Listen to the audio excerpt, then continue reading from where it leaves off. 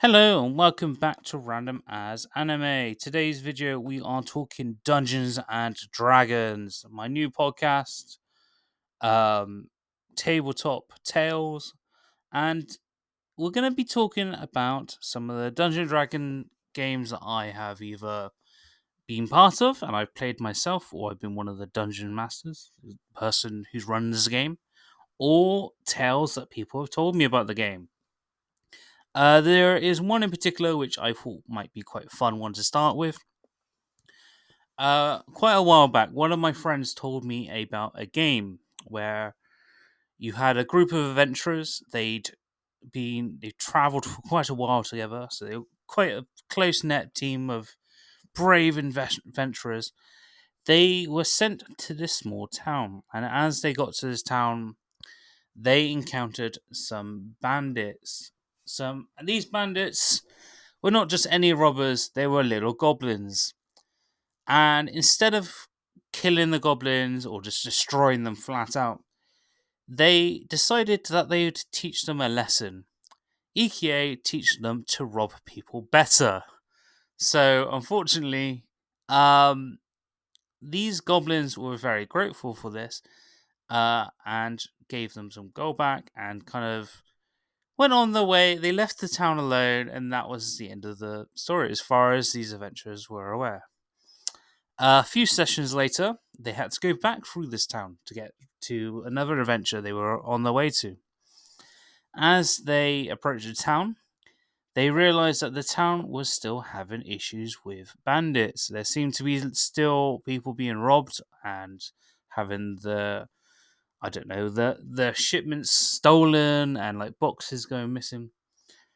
As the adventurers left said town and started heading inwards to the woods, they noticed a rather large sign outside the main town which they just went in, and it advertises the goblins. They've gone corporate, so apparently they've made a business for themselves now. But unfortunately, they have credited the adventurers with each one of their names under the plaque. So essentially, you have the goblins. I don't know. Let's call them Goblin Inc. at this point. Goblin Inc. Robbers extraordinary, and you just got like each one of the adventurers' names in the party underneath it as like special thanks to these guys. And this is right outside the town, so that would have been quite funny to see play out. Yeah, so that was like their little fun goblin one. Yeah, so there's it's kind of one of the things I like about Dungeons and Dragons. You put a situation like that up, and people expect you to go straight for the fireball, blow everything up, or grab an axe and just go like it's some sort of horror movie and just destroy everything. But often the most funniest things are often like the things which you don't really expect. Um, it's like, just for an example, in Dungeons and Dragons, there's a thing called wild magic, where you roll a dice, and essentially each number on the 20-sided dice, or 100-sided if you want to be particularly crazy, each number corresponds with a spell, and whatever number you roll, that's the spell you're gonna get used, whether you want to or not. If you're very unlucky. I have played games before now where it has gone very, very, very, very wrong. I played games where people have, or rather, the player has come up with this very cunning strategy. He's going to turn himself invisible and just like sneak in there and grab the loot and go. And then they rolled the wrong number, and they end up throwing a meteor straight at the face of like this building, and then half the building's just gone now because there's a meteor that's just gone through it. So there's like fun things like that can happen, and then you've also got the meme that is like the bard, who essentially, if you go traditional D&D, is more like a musician. So they usually have like a guitar or a lyre or a flute, and they are there's a bit of a meme of like bards somehow managing to convince the villain that they're in love with them, or like they're best friends. They've just never realized. It's hilarious, and believe it or not, it is generally a thing that does happen in the Dungeons and Dragons. The amount of campaigns I've done where like people have either played a bard or we've had teams of bards, and then things have just gone pure insanity.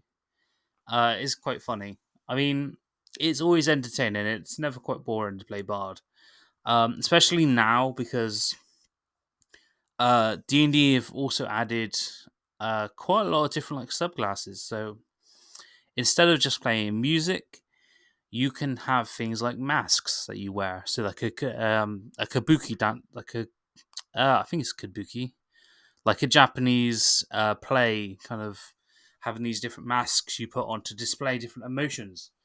But then each mask gives you a different power, so you can like I don't know have like the power to invoke darkness, so no one will be able to see you. So there's like cool things like that can happen, which is quite fun. But then also, on the other hand, if you don't really care for magic and you just want to punch your way out of the problem, fighter and barbarian, they're always a safe choice. Uh, yeah, they don't really get much magic. I mean, you can get a spell which can turn you into a giant, which is quite fun. But yeah, you usually be able to attack twice, if not 4 or 5 times, if you're particularly lucky with the dice, because they can get rage and various other things. So yeah, there's quite a few fun ways you can play the game. That's like kind of what I like about Dungeons and Dragons. There's quite a large um kind of like a large range of what you can do. It's not very much fixed to this is how you need to play the game. You can very much play it however you want. Which is quite nice. It's very, as much as it doesn't look very beginner friendly, it can be, as long as the dungeon master or the person who is playing the game is being quite fair and is letting the players do what they, well, not so much do what they want, but like letting them play the game without having to hold their hand with the game. It's usually quite fun.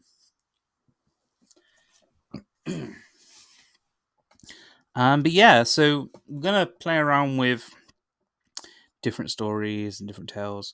I also have a few different islands that I've met, like D&D style islands I have made. Um, if you'd like to hear some stories about them, I'm more than happy to tell stories and like explain about the islands and like the adventures you can have on these islands. Just let me know if that's what you want. Like, leave a comment or like. Remember to subscribe; it really helps me. But yeah, no, as long as people are enjoying these videos, I will make more. I am kind of experimenting a little bit with these D&D videos because I know the Adventure Time ones were getting a little bit long, and I don't really want a super long podcast because I'm always worried that no one will listen to the end. So if you made it to the end of the video, remember to like and let me know what D&D adventures you want to hear next. I got loads I can tell, so it's not too worrying if I run out of some. And yeah, maybe in the future I might record some large scale adventures we had along the way. Anyway, this has been Ash. This has been Randomized Anime. Thank you for listening, and goodbye.